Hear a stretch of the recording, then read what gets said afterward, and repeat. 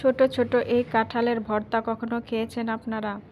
আমি কিন্তু আগে জানতামই না যে এই কাঁঠালেরও ভর্তা খাওয়া যায়, মানে মাখা খাওয়া যায়। আমাদের একটা হুজুরের বউ ছিল, সে খাওয়া শিখিয়েছে আমাদেরকে, অনেক মজা লাগে।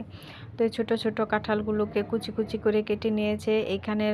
তারপরে বিট লবণ, লবণ, শুকনা মরিচ ভেজে নিয়েছে, আর হচ্ছে তেঁতুল।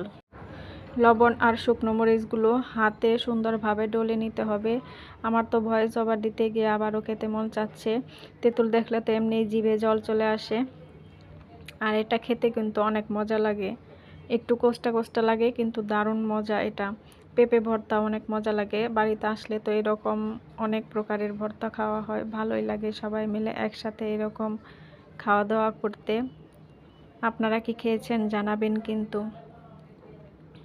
আর এগুলো হচ্ছে একদম ছোট ছোট যে কাঁঠাল, ওই কাঁঠালগুলো নিতে হবে, ওই কাঁঠাল দিয়ে বেশি মজা লাগে।